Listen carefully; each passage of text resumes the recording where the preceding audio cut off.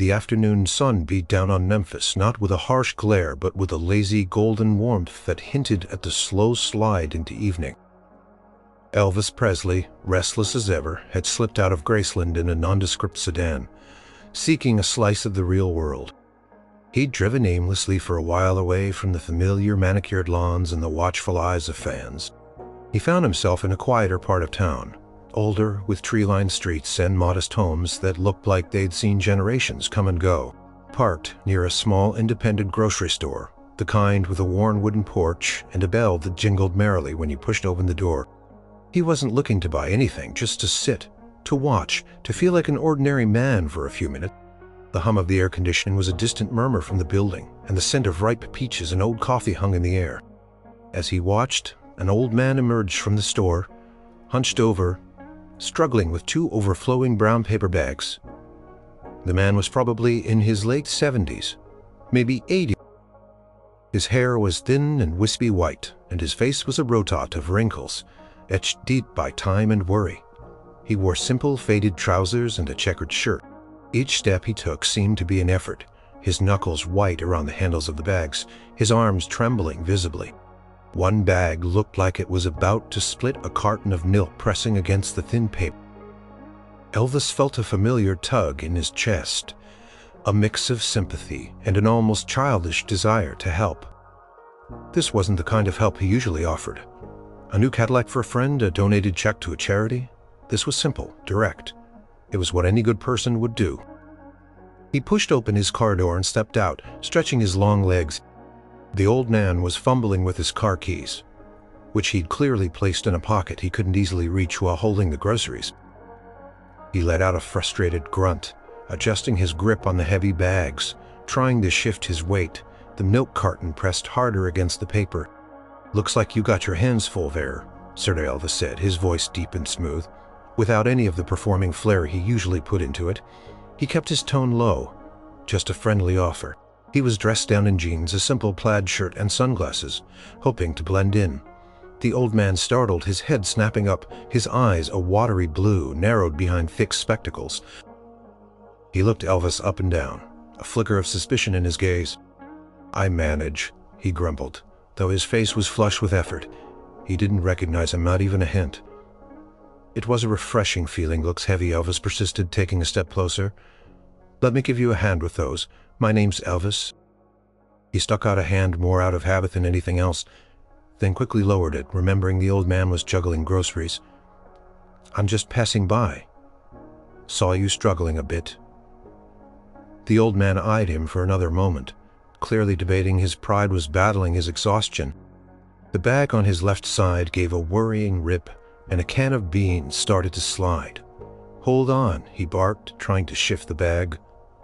Elvis didn't wait for permission. He stepped forward, and with a quick, practiced motion gently took the bag that was tearing from the old man's grip. "Easy there," he said. He felt the surprising weight of it. "Looks like he bought enough to feed an army." The old man grunted again, but this time it sounded less like annoyance and more like grudging acceptance. He still held onto the other bag tightly. "Don't need no charity," he mumbled, but he didn't pull away. "Ain't charity?" Elvis said with a light smile, feeling the pleasant ache in his muscles as he adjusted the bag. "Just a neighborly hand, happens to everyone. Sometimes you just need a bit of help." The old man finally let go of his other bag, his shoulders slumping in relief. Elvis took that one too easily, balancing the two heavy sacks. "Where's your car, sir?" Elvis asked, already feeling a strange sense of contentment. It was so simple, so real. "Henderson," the old man said a bit gruffly. "Henry Henderson." He watched Elvis carry the bags with surprising ease. "You sure you can manage those? They're heavy." "Strong as an ox, Mr. Henderson," Elvis joked, already halfway to the old Chevy. "Lead the way." Mr. Henderson shuffled along beside him, his steps a little lighter now, though still slow. He still looked at Elvis with a hint of suspicion, but there was also a flicker of curiosity. It was clear he wasn't used to unexpected kindness from strangers. Elvis felt a warmth spread through him. This was good. This was real. No applause, no screaming fans, just the weight of groceries and the quiet presence of an old man. He reached the car first, and before Mr. Henderson could fumble with his keys, Elvis had already reached out and opened the trunk. Carefully placed the 2 heavy bags inside, making sure nothing would spill or crush.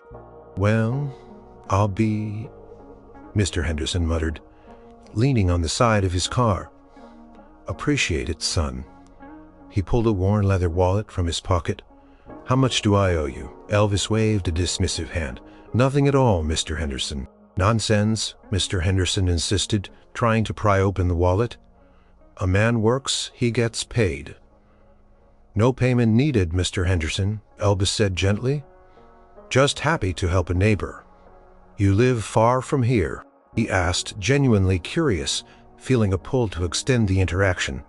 Mr. Henderson paused, slowly putting his wallet away. "Nah, just a few blocks down, number 14 Maple Street."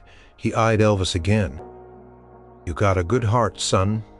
Not many young fellas like that these days, always got their noses in their phones or running wild." Elvis smiled, a genuine, unforced smile that didn't have to be perfect for the cameras. "There are still good folks around, Mr. Henderson. You just gotta look for 'em." He realized he wanted to know more about this man, this small, unassuming life that felt so far removed from his own. He wanted to feel useful in a way that wasn't about fame or money. "You walk all the way home with these usually?" he asked. Mr. Henderson sighed. "Most times. Don't drive much anymore, just for the groceries. Takes a toll." "Tell you what, Mr. Henderson," Elvis said impulsively. "Let me follow you home. I can help you carry these inside. Wouldn't want you to strain yourself." Mr. Henderson's bushy white eyebrows shot up. He looked genuinely surprised, a flicker of something close to gratitude showing through his usual gruffness. "Well, I suppose if you're not busy, don't want to hold you up."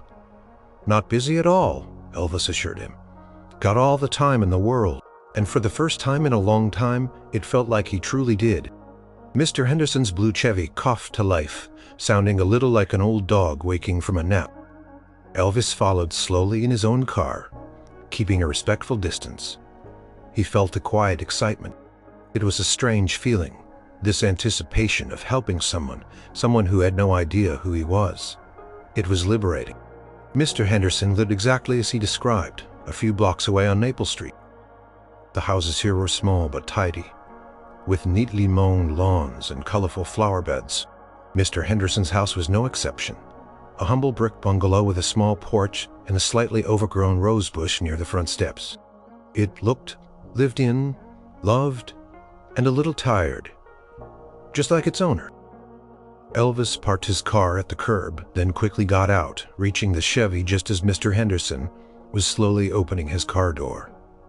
"All right, Mr. Henderson, let's get these in." He opened the trunk and pulled out the 2 grocery bags again, carrying them with the same easy grace. Mr. Henderson watched him, a slow shake of his head. "You're a strong one, son. Eat your greens, do you?" Elvis chuckled. "Something like that. Mostly fried peanut butter and banana sandwiches." He immediately regretted the specific detail. A tiny part of him, fearing it might trigger some recognition. But Mr. Henderson just nodded, probably thinking it was some kind of rural Southern diet. They walked up the short path to the front door. The air smelled of freshly cut grass and something sweet like honeysuckle. "Door's a bit sticky," Mr. Henderson warned as he fumbled with his keys. "Got to give it a good tug." Elvis reached past him, offering to help. "Here, let me."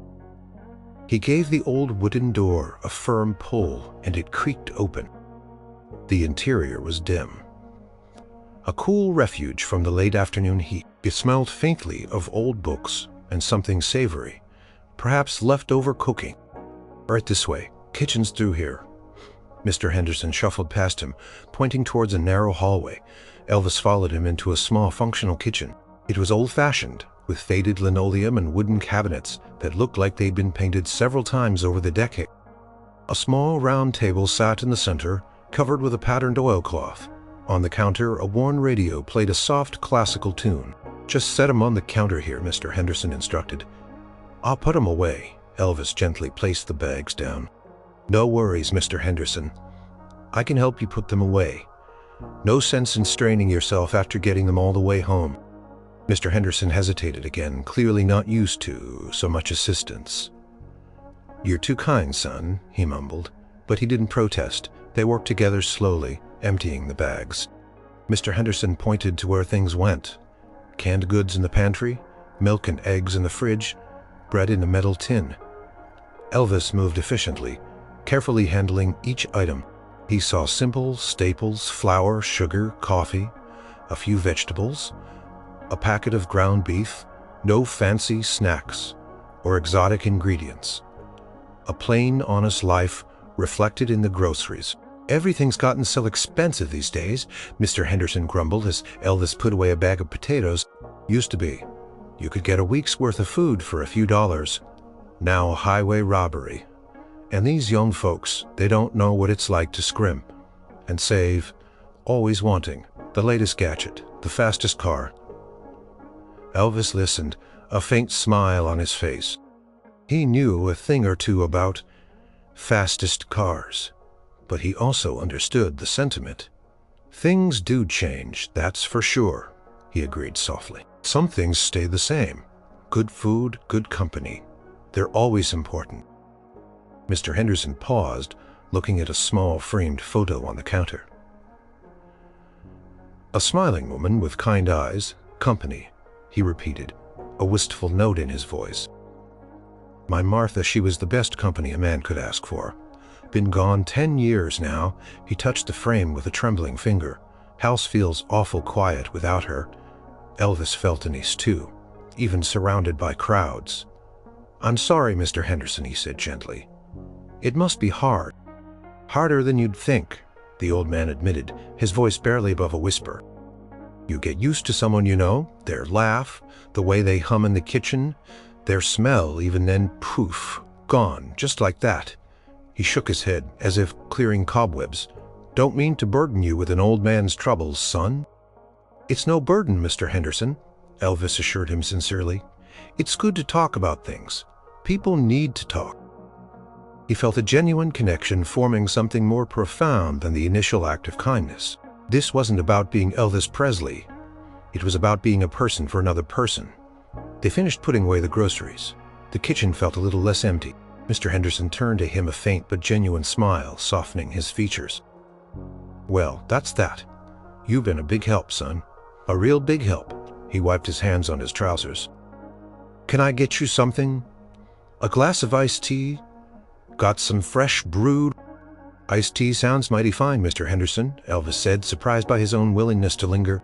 He usually avoided situations where he might be recognized, but here in this quiet kitchen he felt safe. He felt like himself. Mr. Henderson pulled out 2 mismatched glasses from a cabinet and poured them full from a pitcher on the counter. The tea was dark and strong, just how Elvis liked it. He took a long sip, the cool liquid a welcome relief. "This is good, Mr. Henderson." They sat down at the small table, Elvis taking one of the wooden chairs, Mr. Henderson the other. The silence that followed wasn't awkward but comfortable. The radio continued to play its quiet classical. Mr. Henderson asked, eventually, curiosity overriding his usual reticence. "You got family around here?" Elvis considered his answer carefully. "No, sir, no family right nearby, just exploring. Sometimes a man needs to get away from things, you know, see a different side of life." He wasn't lying. He was exploring, and this was definitely a different side of life than Graceland's opulent confines. Mr. Henderson nodded slowly, as if he understood. "Yup, can get cooped up, my Martha. She always said I needed to get out more.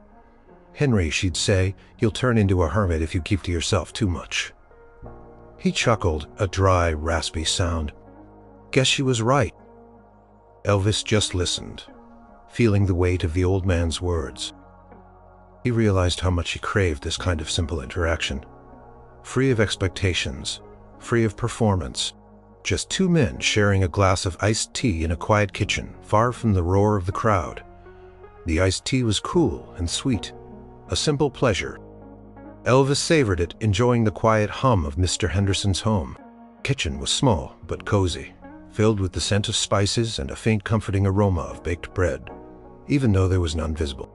On the walls hung a few faded calendar pages from years past, and a small framed cross-stitch that read, "Home is where the heart is." Mr. Henderson nursed his own tea, his gaze drifting around the room, then back to Elvis. "You know," he said, breaking the comfortable silence, "it's not often I have company. Not in here, anyway. Folks usually just drop things off, or away from the street." He gestured vaguely towards the window. "You're a welcome sight, son." Elvis felt a genuine warmth spread through him. "Glad to be of help, Mr. Henderson." He looked around the small living room visible from the kitchen doorway. It was neatly kept, but filled with furniture that had seen better days. A floral-patterned sofa with worn armrest. A Taoism set. Dettler's Stum. For the last 10 years, like I said, had a boy once, too. Jimmy died in Nam. Never married, never had kids, so it's just me now. His voice was flat, devoid of self-pity, just a statement of fact. Elvis felt a wave of sadness. He imagined the quiet emptiness of the house. The long days and nights for a man who had lost so much. "I'm truly sorry to hear that, sir," he said, his voice low. "That's a lot for one man to bear." Mr. Henderson shrugged, taking another sip of his tea. "It's life, I suppose you learn to carry on, but it ain't always easy. Sometimes you just wish for a bit of company. You know, someone to just sit with." He looked at Elvis, his watery blue eyes holding a profound, unspoken loneliness. Elvis nodded slowly. He understood that loneliness, even if his own was of a different kind.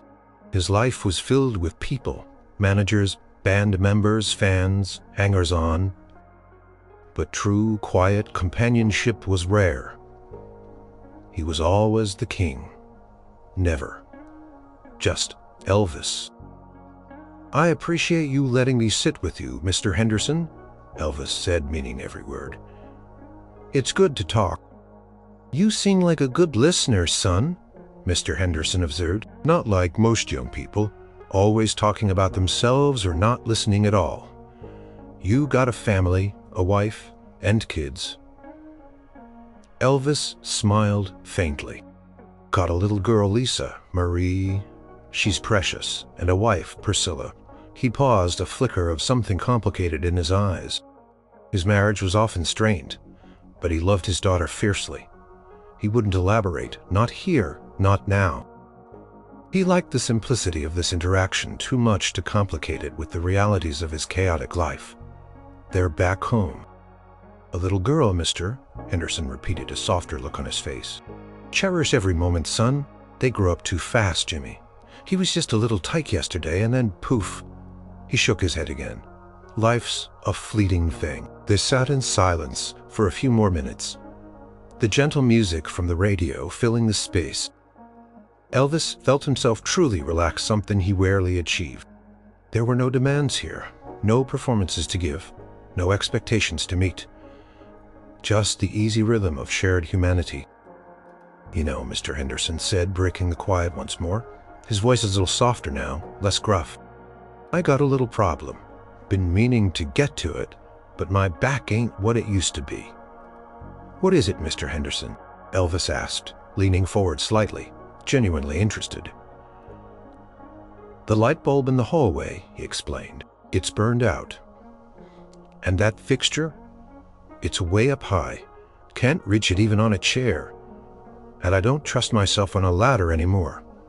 Been using a flashlight at night. But it ain't the same." He gestured towards the narrow hallway, leading from the kitchen to the rest of the house. Elvis looked towards the hallway ceiling. It wasn't extraordinarily high, but definitely beyond the reach of an elderly man. He imagined Mr. Henderson fumbling in the dark, maybe tripping. "I can fix that for you, Mr. Henderson," he offered immediately. "Got any spare bulbs?" Mr. Henderson's eyes widened slightly, a look of genuine surprise on his face. "You would? Well, now, that would be a mighty help. I think I got some in the garage. Let me go find them." He started to rise, slowly pushing himself up from the chair. "Stay put, Mr. Henderson," Elvis said, standing up first. His long legs made him tower over the old man. "You tell me where the garage is and I'll find him. You just relax." Mr. Henderson pointed to a door off the kitchen. "Back door.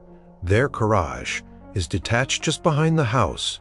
Light bulbs should be in a box on the workbench near the old tools." Elvis gave him a reassuring smile.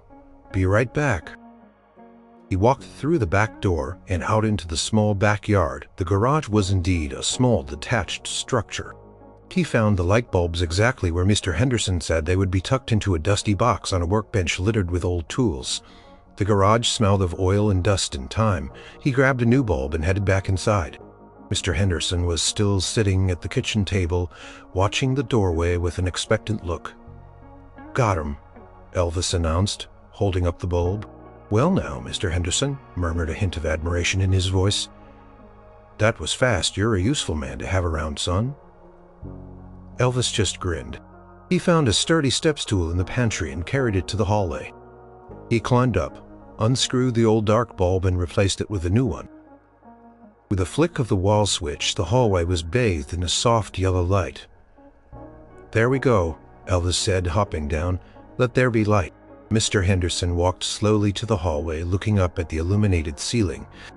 A genuine smile, wider than any Elvis had seen on him so far, spurred across his face. "Well, I'll be light. Haven't had good light in there for weeks." "You don't know how much I appreciate that, son. Really, it's the small things, you know, the things you can't quite do anymore." "Happy to help, Mr. Henderson," Elvis said, feeling a deep satisfaction. It wasn't saving the world, but it was saving Mr. Henderson from fumbling in the dark. It felt remarkably good. "You're a good man, son," Mr. Henderson said, his voice thick with emotion. He reached out and surprisingly patted Elvis on the arm. "A good man?" Elvis felt a lump in his throat. This simple compliment from an old man who saw him as nothing more than a helpful stranger meant more than 1,000 screaming accolades. He was just a man doing a small kindness. And for the king, that was a rare, precious thing. The small light in the hallway shone brightly, a beacon of Elvis's quiet helpfulness. Mr. Henderson kept looking at it, a pleased expression on his face. "You know, I was starting to think I'd have to call one of those handyman services," he said, turning back to Elvis. "They charge an arm and a leg just to screw in a light bulb. You saved me a fortune, son." Elvis chuckled. "Just glad I could help, Mr. Henderson. It was nothing."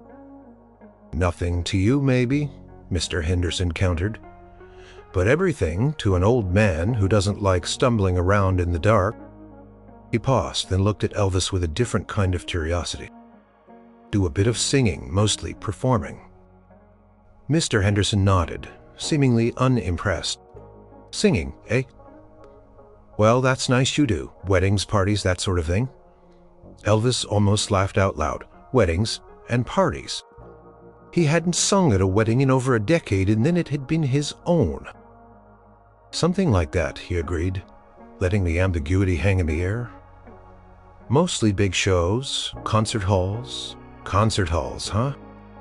Mr. Henderson hummed, not quite believing it, but not pressing the issue either. "Must be an interesting life. Traveling all over. You ever get tired of it?" "Sometimes," Elvis admitted, his voice softening. "Sometimes you just want to be home or somewhere quiet, away from the hustle."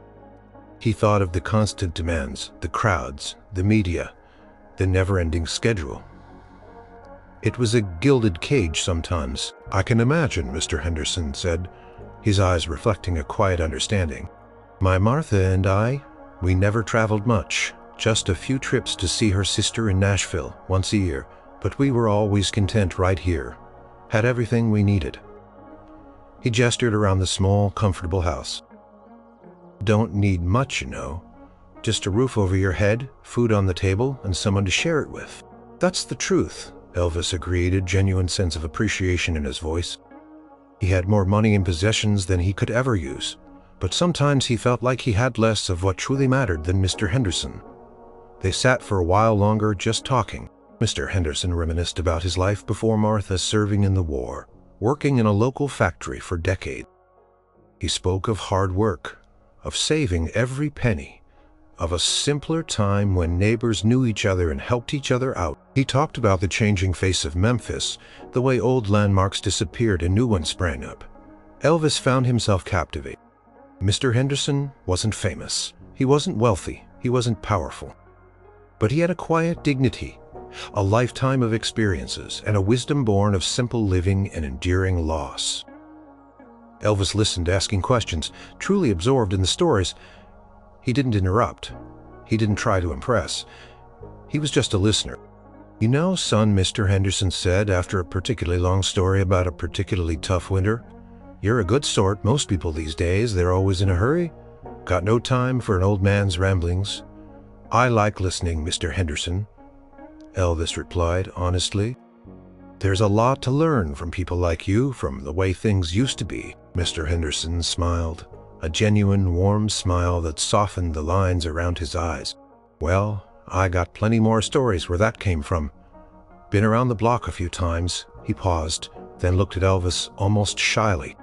You wouldn't be too busy next Tuesday, would you? That's my other grocery day." Elvis's heart did a little flip. He hadn't expected the old man to ask for more. He had just planned this as a one-time act of kindness, but the thought of coming back, of continuing this simple, anonymous connection, filled him with a surprising lightness. "Tuesday," he repeated, making a show of thinking about his schedule, which was in reality wide open for anything he chose to do. "I think I could swing that, Mr. Henderson. Same time, same store." "If it ain't too much trouble, Mr. Henderson," said his eyes brightening. "It would be a real help. My old back would appreciate." "No trouble at all," Elvis said, a genuine smile on his face. "Consider it a standing appointment. I'll be there." He stood up, feeling a sense of purpose he hadn't felt in a while. "Well, Mr. Henderson, I ought to get going now. Don't want to overstay my welcome." "Nonsense," the old man said, rising slowly to see him to the door. "You're welcome here any time, son. Really, just you being here talking, it's a blessing." He paused, then added almost as an afterthought, "You got a phone number in case you know something comes up?" Elvis hesitated for a fraction of a second. Giving out his actual number was out of the question, but he didn't want to break the bond. He said, thinking quickly, "I'm usually out and about, but I'll make sure to be at the store for you Tuesday. If I can't make it for some reason, I'll send word, but I'll be there." It was a slight fudge, but it kept his privacy intact while reassuring the old man. Mr. Henderson nodded, seemingly satisfied. "All right then, son, you take care now." As Elvis stepped out onto the porch, Mr. Henderson called out, "And thank you again, for the light makes a world of difference." Elvis turned and waved, feeling a profound sense of peace. He walked back to his car, the setting sun casting long shadows behind him. He got into the sedan, the leather seats feeling strangely luxurious after Mr. Henderson's simple wooden chair. He started the engine but lingered for a moment, looking back at the modest house, its hallway now brightly lit. He had expected to feel a sense of relief at having done a good deed, and then moving on. Instead, he felt a pull, a desire to return. This wasn't about public image or charity events. This was about a quiet human connection, a simple act of kindness that was fulfilling in a way his public life rarely was. He looked forward to Tuesday more than he looked forward to a lot of things. Late Tuesday morning arrived bright and clear. Elvis felt a loath thrum of anticipation. He dressed again in simple clothes, sunglasses firmly in place, and drove the nondescript sedan towards Mr. Henderson's neighborhood. He wasn't sure if he should go directly to the store or try to pick him up. He decided on the latter. It felt more personal, more like a real arrangement. He pulled up to Mr. Henderson's house at the agreed-upon time. The old man was already on his porch, slowly sweeping fallen leaves with a worn broom. He looked up, his face breaking into a surprised then pleased smile. "Well now, son, you're early," he called out, leaning the broom against the railing. Elvis got out of the car. "Just wanted to make sure you didn't have to walk all the way to the store in this heat. Mr. Henderson thought I'd give you a lift." "That's mighty thoughtful of you, Mr. Henderson," said shuffling down the steps. He seemed a little less gruff today, a little more welcoming. "Hop in then, my old bones appreciate it." The drive to the grocery store was short. Mr. Henderson pointed out a few landmarks along the way. The old movie theater that had closed down, the bakery that used to make the best sourdough, the park where he and Martha used to sit.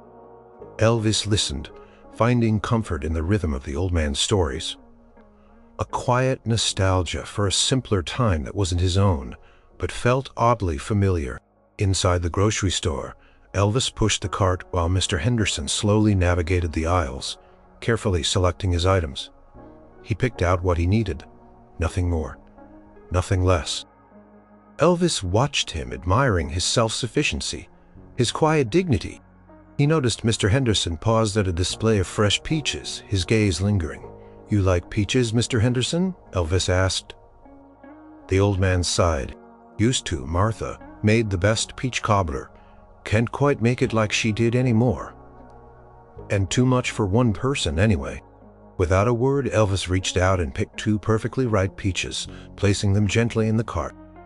Mr. Henderson looked at them, then at Elvis, a faint smile playing on his lips. "You're a persistent one, ain't you?" he mumbled, but there was no complaint in his voice. Checkout, the young cashier, a girl no older than 18, glanced at Elvis for a moment, her eyes widening slightly behind her glasses. She looked away quickly, then back, a puzzled frown on her face. Elvis subtly shifted his sunglasses, gave a tiny, almost imperceptible shake of his head, and she seemed to understand, though she continued to steal quick, curious glances. Mr. Henderson, engrossed in counting out his change, was oblivious. "Thank you kindly, young lady," Mr. Henderson said as the cashier handed him his receipt. "Have a good day, sir," she replied, her voice a little shaky as she looked at Elvis. One last time. Outside, Elvis helped load the groceries into the trunk of his car, then drove Mr. Henderson home. This time there was less suspicion from the old man, more acceptance. As they put away the groceries, Mr. Henderson seemed more relaxed, less inclined to rush Elvis out the door. "Peaches are nice," he said, as Elvis placed them in the fruit bowl. "Thank you, son, really." "My pleasure, Mr. Henderson," Elvis replied, feeling a genuine warmth. As they sat down for another glass of iced tea, Mr. Henderson mentioned a new problem. "That gate," he sighed, gesturing towards the backyard, "always sticking the latches loose. Been meaning to get to it, but it's a fiddly job." "Can take a look at it for you, Mr. Henderson," Elvis offered. Almost before the words were fully out of the old man's mouth, he found himself looking forward to these small tasks, a tangible way to be useful. "You would?" Mr. Henderson looked genuinely pleased. "Well, now you're a handyman and a singer. What can't you do?" he chuckled, a dry, raspy sound. Elvis grinned. "Plenty, Mr. Henderson. Trust me." He found Mr. Henderson's old toolbox in the garage, rusty but functional. A few screws, a quick adjustment with a screwdriver, and the gate latch was as good as new, swinging smoothly. Mr. Henderson watched him work from the porch, a quiet satisfaction on his face. "Perfect," the old man exclaimed as Elvis tested the gate. "Perfect, son. My thanks. You fixed more things around here in 2 visits than I have in a year." As the weeks turned into a quiet routine, Elvis found himself drawn back to Maple Street. Every Tuesday, he'd pick up Mr. Henderson. They'd go to the grocery store, exchange pleasantries with the subtly starstruck cashier, who never let on to Mr. Henderson, and then return to the quiet house. Elvis would help with the groceries, fix a small chore, a squeaky door, a dripping faucet, a loose floorboard, and then they'd sit and talk over iced tea. The conversations deepened. Mr. Henderson began to share more intimate details of his life. His courtship with Martha, the pride he felt in his work, the gut-wrenching grief of losing his son. He spoke of his simple joys. A good meal, a warm fire on a cold night, the smell of rain on dry ground.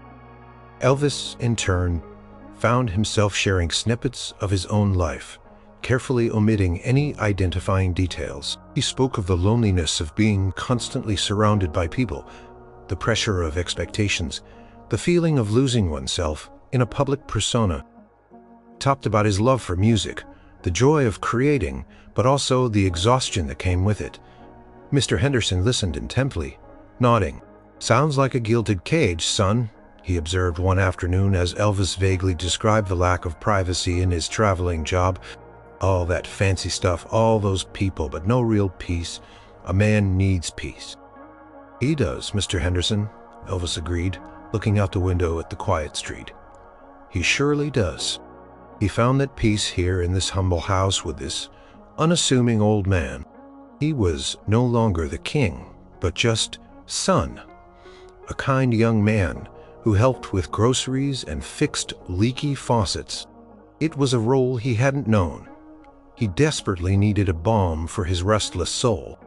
Mr. Henderson, oblivious to his visitor's fame, offered him the greatest gift of all: anonymity and genuine human connection. And Elvis, the world's most famous man, cherished every moment of it. As the weeks continued to blend into months, the Tuesday ritual became a cornerstone for both Elvis and Mr. Henderson.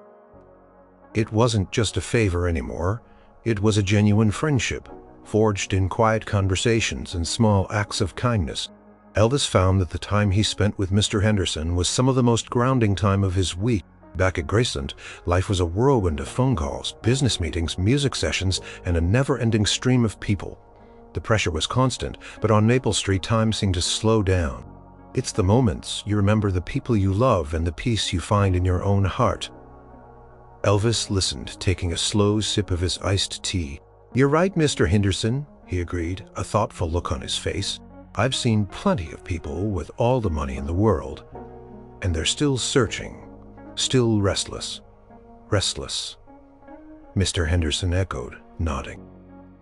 "That's a good word for it. Always chasing the next big thing, my Martha. She always said, 'Henry, slow down, enjoy today, tomorrow ain't promised.'" He sighed softly. "Took me a long time to truly listen to that." Elvis thought about his own life. The constant push for more records, bigger shows, new movies. It was relentless. "It's hard to slow down sometime," he admitted. "When you're caught up in it all, it feels like you're on a conveyor belt. You just keep going."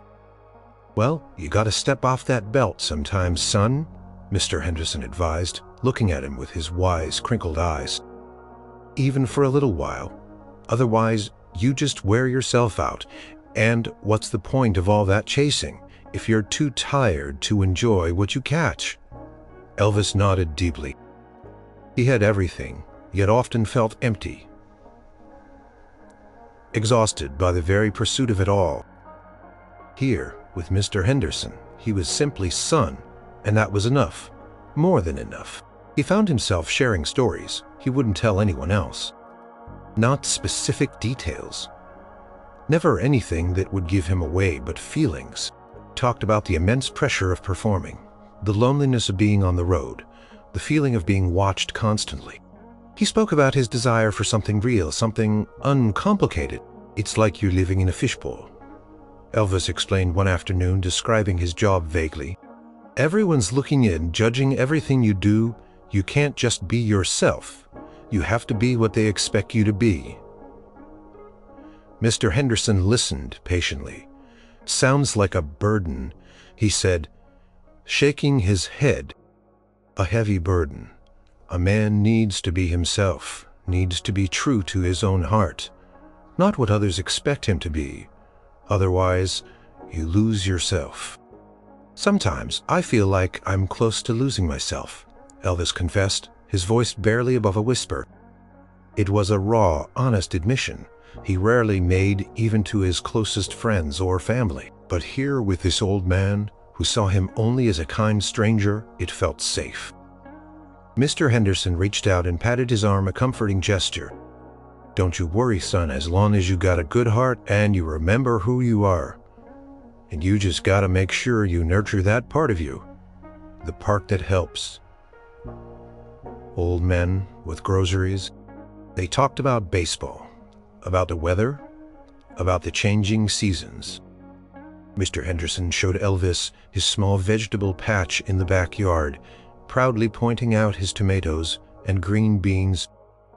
Elvis, who had acres of land but no idea how to grow anything, was fascinated. "You should try growing something, son," Mr. Henderson suggested. "There's a real satisfaction in it, watching something grow from a tiny seed, nurturing it, seeing it bear fruit. It's a miracle, really." Elvis considered it maybe a small herb garden at Graceland, something to connect him to the earth, to simple cycles of life. One day, Mr. Henderson was complaining about a local politician, always promising the moon and delivering nothing but hot air. A man's word used to mean something. Now it's just talk. "Integrity, that's what it is, Mr. Henderson," Elvis said thoughtfully. "Doing what you say you're going to do. Being honest, even when it's hard." He thought about the complex world of celebrity, where truth was often stretched and promises were rarely kept. "Exactly," Mr. Henderson exclaimed, thumping his knee. "Integrity. You got it, son. That's what's missing in the world. People forget that a good name is worth more than all the gold." In Fort Knox, Elvis knew a thing or two about good names and gold. But he also knew that his good name came with a crushing weight, and that the gold hadn't bought him the peace he found here. He felt a deep sense of gratitude for Mr. Henderson, for his simple wisdom, for the quiet space he provided where Elvis could just be a man learning from another man. He was learning how to be himself again, one grocery trip and one quiet conversation at a time. It was a bright, bustling Tuesday at the grocery store, busier than usual. Elvis, walking ahead of Mr. Henderson with the cart, felt a familiar prickle of anxiety. He always tried to blend in, but sometimes, despite his best efforts, eyes lingered a little too long.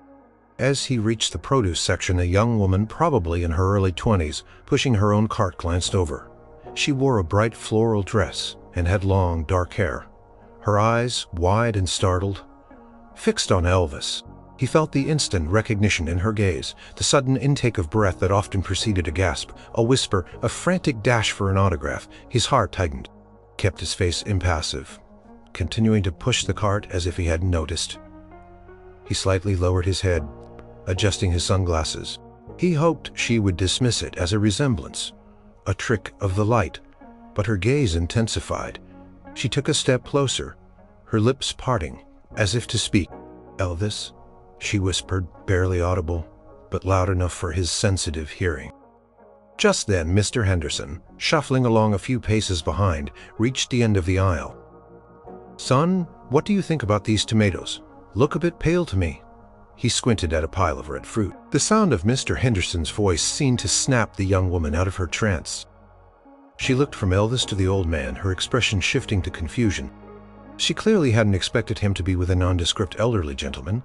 The context was wrong. Her brain struggled to reconcile the image of a global superstar with a quiet grocery shopper helping an old man. Elvis seized the moment. He turned his back slightly to the young woman leaning into the cart as if intensely examining the tomatoes. "They do look a bit pale, Mr. Henderson," he said, his voice just loud enough for the young woman to hear, sounding completely ordinary. "Maybe the ones over by the lettuce are better." Quickly steered the cart towards the other end of the aisle, putting a little more distance between them and the woman. The young woman hesitated, clearly unsure. Her eyes darted back to Elvis, then to Mr. Henderson, then back to Elvis again. The moment passed. She shook her head slightly, as if dismissing a silly thought, and continued down her own aisle, though Elvis could feel her lingering curiosity. He let out a quiet breath he hadn't realized he was holding. He risked a glance over his shoulder. She was gone. "What was that all about?" Mr. Henderson grumbled, still focused on the tomatoes. That young lady was staring. "Folks got no manners these days." Elvis managed a light shrug. "Some people just stare, Mr. Henderson. Maybe she thought I looked like someone she knew." He tried to sound nonchalant, but his pulse was still racing. "Humph, probably looking for a handout," Mr. Henderson muttered, oblivious. "Always someone wanting something." Elvis smiled faintly. If only he knew. The irony was almost too much. the biggest star in the world, trying to be invisible. And the old man he was helping was the only one who truly couldn't see him. The close call reaffirmed something for Elvis. This friendship, this anonymity, was incredible. He enjoyed being seen simply as a helpful young man, not a phenomenon. Later, as they were putting away groceries at Mr. Henderson's house, a small delivery truck pulled up outside. A local florist delivering a small potted plant to a neighbor 2 doors down. The delivery man, a young fellow with a bright cap, paused as he walked past Mr. Henderson's house. He saw Elvis through the open door, placing cans in the pantry. The delivery man stopped dead in his tracks. His jaw dropped. He actually squinted, then looked down at his delivery list as if confirming he was on the right street. He lifted his head, eyes wide with disbelief, staring directly at Elvis. Elvis caught his gaze. He offered the delivery man a tiny, almost imperceptible shake of his head, a plea for silence. The delivery man blinked, then slowly, reluctantly, nodded. He seemed to understand the silent request, though his face still registered a mix of shock and awe. He quickly hurried on to his neighbor's house, walking with a strange, stiff gait, as if he'd just seen a ghost. "Who was that?" Mr. Henderson asked, noticing Elvis's momentary distraction. He was putting away the bread. "Just the delivery man, Mr. Henderson," Elvis said calmly, turning back to the pantry. "Probably thought he knew me from somewhere. Happens all the time." Chuckled a genuine laugh this time, realizing how absurdly true that statement was. Mr. Henderson just grunted unconcerned. People got too much time on their hands, always gawking. Elvis felt a wave of profound relief. Mr. Henderson's obliviousness was a shield, protecting their quiet world from the chaos of his fame. He knew that if Mr. Henderson ever found out, everything would change. The simplicity, the genuine nature of their bond would be tainted by the public persona, and he couldn't risk that. This friendship had become too important, too vital to his own well-being. It was a lifeline to a normal life he rarely got to experience. He would do everything he could to keep the king a secret, just a helpful son on Maple Street. The brushes, with recognition, though narrowly avoided, underscored the delicate balance of Elvis's visits to Mr. Henderson. Each time he felt a surge of fear, followed by immense relief when the secret remained intact. It highlighted just how precious, how rare this anonymous connection truly was. Elvis often found himself reflecting on this during his drive to Mr. Henderson's house, or in the quiet moments after he left. He had fame, fortune, adoration for millions. Yet, paradoxically, he often felt isolated. People wanted something from him. An autograph, a photo, a moment of his time, a piece of his magic. They loved him, but they didn't see him. Mr. Henderson saw him. He saw a young man who was strong enough to carry heavy bags, patient enough to listen to old stories, and kind enough to fix a leaky faucet. He saw son, a good heart, a helping hand. There was no pretense, no performance required. Elvis didn't have to put on a show, didn't have to be the king. He could just be Elvis the person, stripped of the layers of fame. One afternoon, after helping Mr. Henderson prune an overgrown rosebush, they sat on the porch sipping lemonade. The air was thick with the scent of blooming roses. "You know, son," Mr. Henderson mused, "you remind me of my own boy, Jimmy, in some ways. Not in looks, of course, but you got that same quiet strength." Elvis felt a pang in his chest. Elvis felt a pang in his chest. To be compared to his lost son, to be seen in such a personal, fatherly light by a man who had no idea who he was, it was profoundly moving. "Thank you, Mr. Henderson," he said, his voice a little husky. "That means a lot." "It's true," Mr. Henderson insisted. "You don't find many young men with a genuine heart these days, always out for themselves. It's a shame." He shook his head. And in that moment, Elvis realized that Mr. Henderson, in his absolute obliviousness, was giving him something that all the fame and fortune in the world couldn't buy. The gift of being seen simply as a good person. It was an unfiltered compliment, a genuine appreciation. for his character, not his celebrity. It was the purest form of human connection. He found himself looking forward to Tuesdays with an eagerness that surprised even him.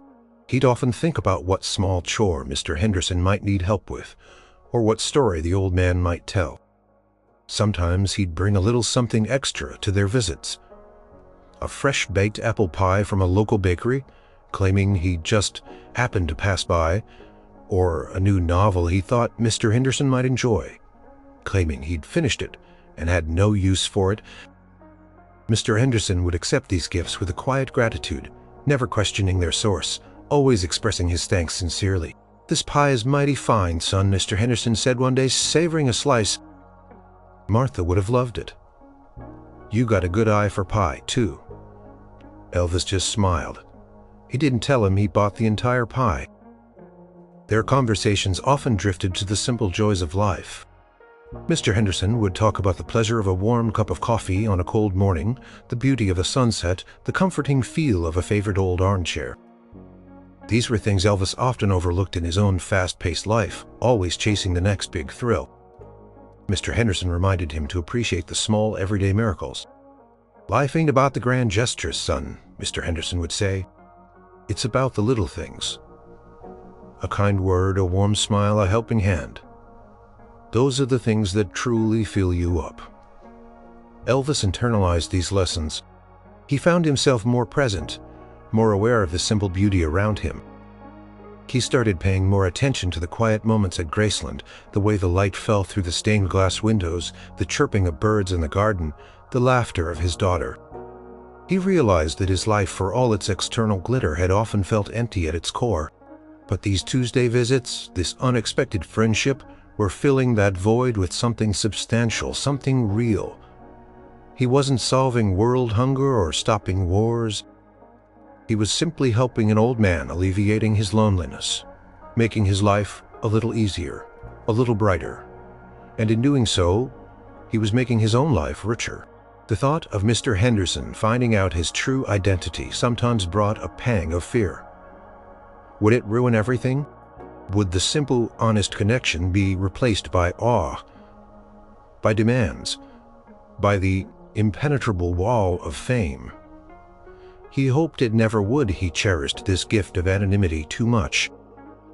It was a space where he could just be, without the weight of being Elvis Presley, the king, and that, he realized, was more valuable than any crown. One Tuesday, as Elvis pulled up to Mr. Henderson's house, he noticed the old man sitting on his porch, swaying engrossed in the morning newspaper. The paper was spread wide, covering most of his lap. As Elvis approached, he saw it, a large prominent photo of himself on the front page, likely announcing a new album or an upcoming tour. His heart leaped into his throat. "Good morning, Mr. Henderson," Elvis said, trying to keep his voice steady and cheerful. Mr. Henderson looked up, his face breaking into a smile. "Well, good morning, son. Right on time as always. Come on up." He gestured to the porch step. Elvis climbed the steps, trying to position himself so he wouldn't get a direct view of the newspaper. But it was impossible to avoid. The headline was bold, clear. "The King Returns. Presley's new album, set to break records." And there he was, looking back at himself, younger, more styled, with a knowing smirk that was a public mask. Not the genuine warmth he felt now. Mr. Henderson folded the newspaper, but not entirely, leaving Elvis's picture prominently displayed. He patted the space beside him on the swing. "Take a seat, son. Just catching up on the world's goings-on." Elvis sat down, trying to appear relaxed, his eyes subtly darting to the photo. He felt a bead of sweat trickle down his back, despite the mild morning air. "You know," Mr. Henderson said, tapping the newspaper with a gnarled finger, "this fellow here, Presley, they say he's quite the singer. Never been much for all that rock and roll noise myself. But Martha, she liked his early stuff. Said he had a good voice." "He does," he managed to say, his voice a little deeper than usual. He hoped Mr. Henderson wouldn't notice his sudden tension. Looks a bit like you, don't he? Mr. Henderson continued, completely oblivious, squinting at the photo, then at Elvis. Especially with those sideburns. And that hair must be a common look these days. You young fellas all like to wear your hair long. Elvis forced a chuckle. Yeah, I get that sometimes, Mr. Henderson. People say I look like him. Just a coincidence, I suppose. He shrugged, trying to project an air of nonchalance. His mind raced, searching for a distraction. So what's in the news today besides that Mr. Henderson, bless his oblivious heart, bought it? Oh, nothing much. Same old politicians making promises. Local baseball team lost again. Gas prices still too high. He began to fold the newspaper completely, tucking it under his arm. Elvis felt a wave of relief so powerful it almost made him dizzy. The crisis averted. Mr. Henderson had looked him right in the face, comparing him to the global icon, and had simply dismissed it as a passing resemblance. The old man's world was too grounded in his own reality, too focused on local news and daily struggles, to even entertain the notion that the legendary Elvis Presley helping him with groceries. "Ready for the store, Mr. Henderson?" Elvis asked, eagerness in his voice. He just wanted to get out of sight of that newspaper, out of the danger zone. "Ready as I'll ever be, son," Mr. Henderson replied, pushing himself up from the swing. "Got my list right here." He pulled a crumpled piece of paper from his shirt pocket. As they walked to the car, Elvis felt a strange mix of emotions. There was the overwhelming relief, of course, but there was also a profound sadness. This secret, this anonymity was a beautiful, fragile thing, but it also meant that Mr. Henderson, the man who had seen him truly, seen him as no one else had in years, would never know the full extent of the kindness he had been shown. He would never know that Son was the king of rock and roll. And perhaps Elvis realized that was exactly why their friendship was so special. It was pure, untainted by fame or expectation. It was a connection between two souls stripped of all the external noise that usually defined his life. Mr. Henderson offered him a sanctuary, a place where his identity didn't matter, where he was just a man. That afternoon, as they sorted groceries in the quiet kitchen, Mr. Henderson asked, "You ever get tired of singing, son?" All that traveling, all that noise. Elvis paused, placing a carton of milk in the refrigerator.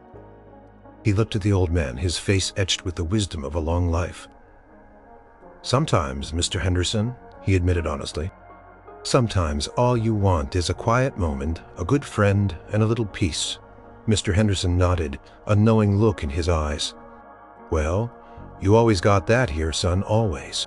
And Elvis, the man who owned mansions and private jets, who could command stadiums full of adoring fans, knew that Mr. Henderson spoke the truest words.